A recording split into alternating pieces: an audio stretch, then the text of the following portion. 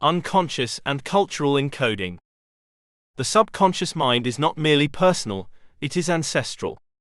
Beneath our individual memories and emotions lies a deeper layer, the collective unconscious, a shared psychic reservoir that transcends time, geography, and identity.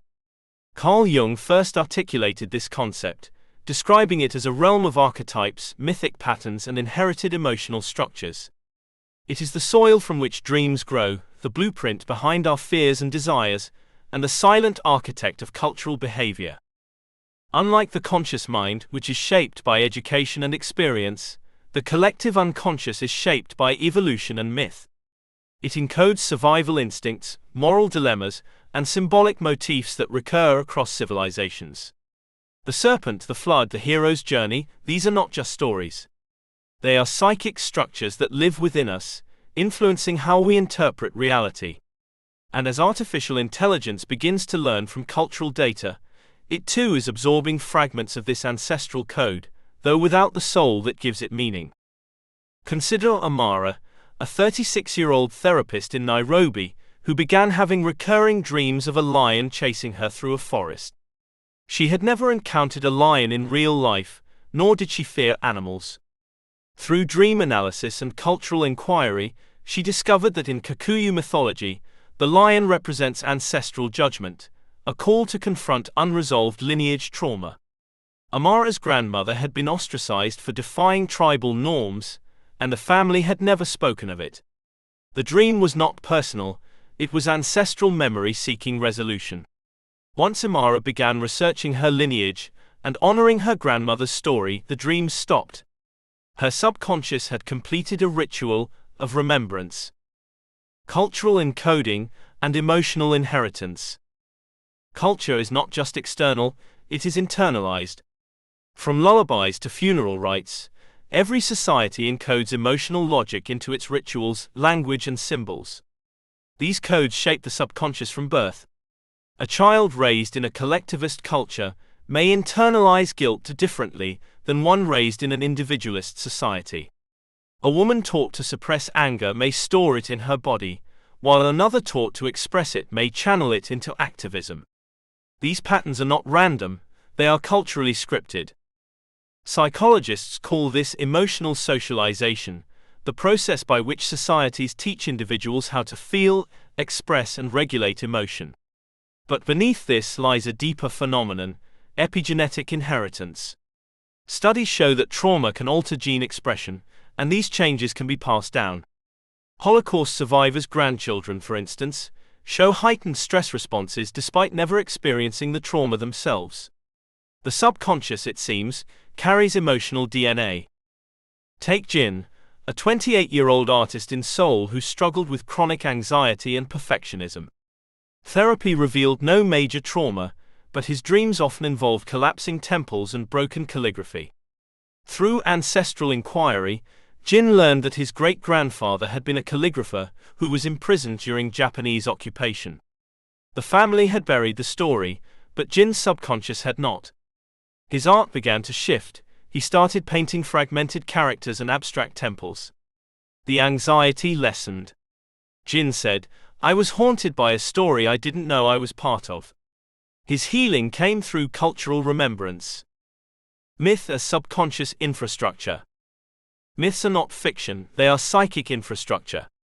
They encode archetypes, moral dilemmas, and existential truths in symbolic form. The hero's journey, the descent into darkness, the rebirth through fire, these motifs recur because they mirror the subconscious process of transformation. When we resonate with a myth, it is because it reflects a truth we already carry. Joseph Campbell's work on comparative mythology revealed that cultures across the globe share similar narrative structures. The orphaned hero, the wise mentor, the forbidden fruit, these are not just literary devices. They are subconscious maps for navigating life. And in the age of AI, where algorithms curate our stories, these myths are being digitized, fragmented, and repurposed, sometimes without context. Consider Leena, a 42-year-old screenwriter in Mumbai who began studying ancient Indian epics to deepen her storytelling. She noticed that modern films often borrowed mythic motifs: revenge, sacrifice, divine intervention, but stripped them of ritual and depth.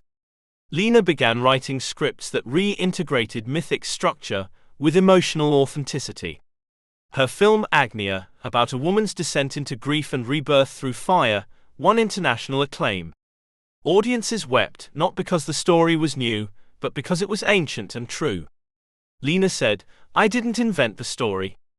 I remembered it." Her subconscious had tapped into the collective mythic field. AI and the mimicry of myth. Artificial intelligence is now trained on vast corpora of cultural data, books, films, religious texts, folklore. It can generate stories, poems, and even rituals. But can it understand myth? Can it feel the weight of ancestral grief or the sacredness of symbolic fire? In 2024, a project used AI to generate personalized myths based on user input. One user, Carlos, a 35-year-old teacher in São Paulo, submitted his dreams and emotional history.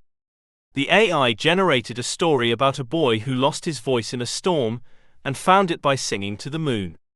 Carlos wept. The story mirrored his childhood stutter and his journey into music. While the AI had no soul, it had mirrored his subconscious. Carlos said, "It felt like the machine knew my myth." But the question remains, was it healing or was it simulation? This tension between resonance and replication defines the frontier of AI and the subconscious. Machines can mimic myth, but they cannot embody it. They can reflect symbols, but they cannot feel their gravity. The collective unconscious is not just data, it is soul memory. And soul cannot be coded. Healing through cultural integration. To awaken the subconscious is to honor the stories we carry, not just our own, but those of our ancestors, our culture, our mythic lineage. This requires integration, not erasure. In a globalized world where identities blur and traditions fade, the subconscious often becomes fragmented. Healing comes through ritual, remembrance, and storytelling. Take Zara, a 50-year-old psychologist in Tehran who began integrating Persian poetry into her therapy sessions.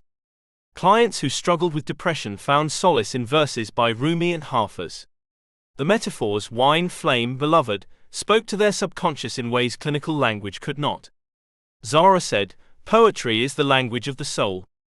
It reminds us who we are beneath the diagnosis."